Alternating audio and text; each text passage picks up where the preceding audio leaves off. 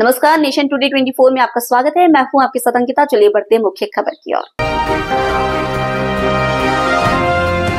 मध्य प्रदेश में उद्योग और रोजगार को बढ़ावा देने के लिए प्रदेश की भाजपा सरकार लगातार प्रयास कर रही है।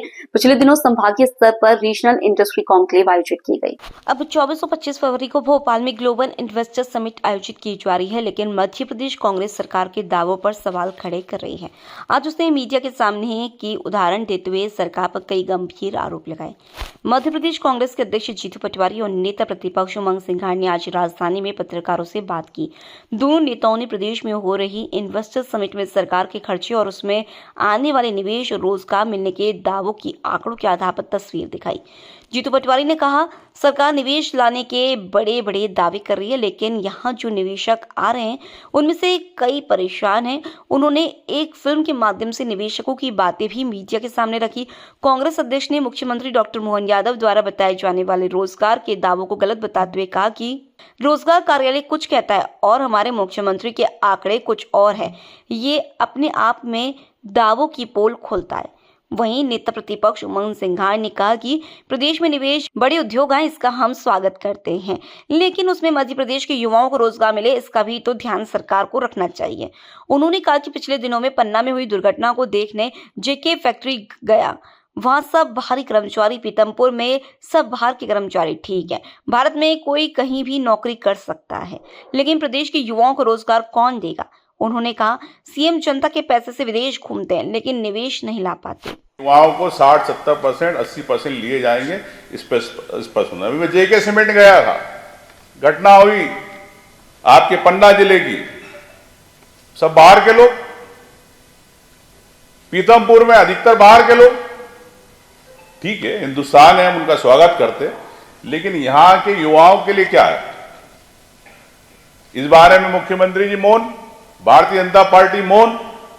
युवाओं के प्रदेश के वोट लेना चाहती है, लेकिन प्रदेश के युवाओं को रोजगार नहीं देना चाहती। इस पे भी स्पष्ट इनकी नीति आना चाहिए, मेरा सोचना है। साथियों,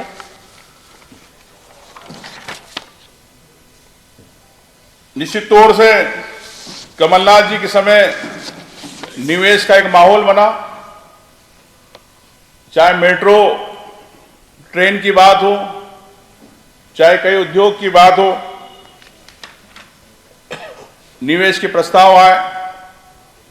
करीब 11,335 करोड़ के, इसमें 121 प्रस्ताव पर निवेश हुआ, लेकिन भारतीय जनता पार्टी ने उसमें क्या करा, क्यों रोके, इस पर स्पष्ट करना चाहिए। मैं समझता हूं कि किसी भी उद्योग को आने के लिए जमीन, पानी के साथ एनवायरनमेंट भी चाहिए। इंदौर के अलावा आपने किस शहर को विकसित किया? क्या जबलपुर को विकसित किया? क्या ग्वालियर को विकसित किया? जहां पे एनवायरनमेंट उद्योगपति चाहता है कि मुझे पर्यटन रहे, मुझे मेरे बच्चों के हिसाब से स्कूलिंग हो, कॉलेज हो, हॉस्पिटल हो। क्या आपने इन मूलभूत सुविधाएं जो दिल्ली, मुंबई शहरी की, इंदौर शहरी की, आपने किसी इसमें आपने करी? आप स्मार्ट सिटी की बात करते, स्मार्ट सिटी कागजों पे है, क्या स्थिति है जबलपुर, ग्वालियर की? आज वहां पे उद्योग क्यों बंद है? क्या कारण है? इस पे इनकी नीति स्पष्ट होना चाहिए, भारतीय जनता पार्टी की, सरकार की। आपके चेतन कश्यप जी मंत्री हैं, आपका सॉर्बिटॉल का प्लांट तो अच्छा चल रहा है, लेकिन प्रदेश के युवाओं के लिए, उद्योग के लिए आप क्या कर रहे हैं, ये बताएं। क्या आपको बजट मिला एमएसई में? कितना मिला, ये आप स्पष्ट करें। मैं ये कहना चाहता हूं कि जब उद्योग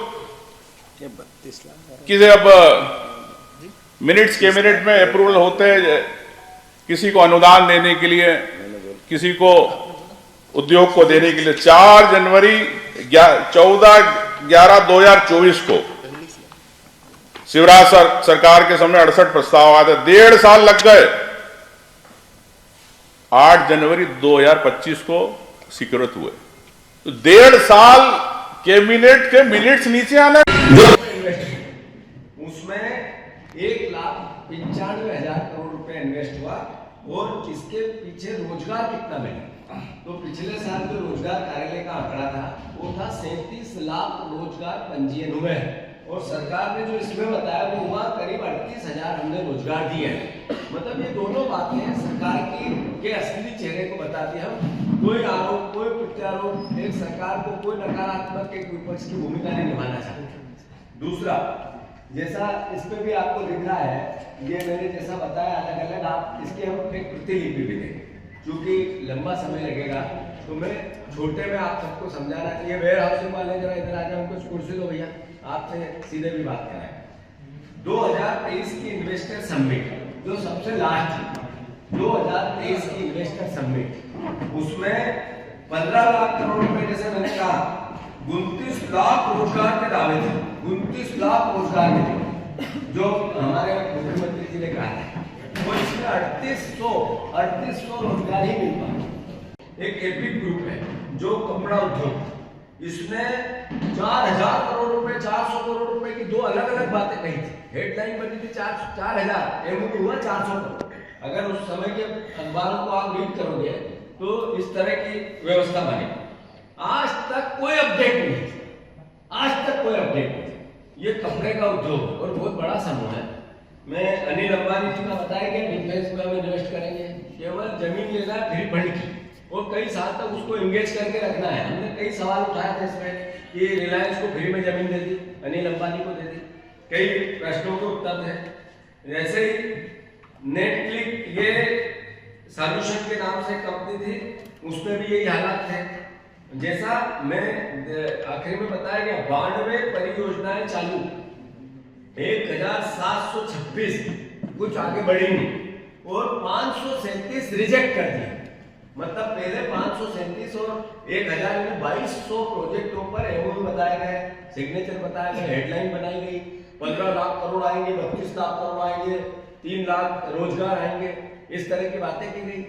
और यहाँ पर फिर सरकार का ही आंकड़ा ही है कि ये स्थिति है, वस्तु स्थिति है। प्रश्न का उत्तर है विधानसभा, मेरे प्रश्न के उत्तर में ये सरकार ने कहा है, तो मैं समझता हूँ ये स्थिति है।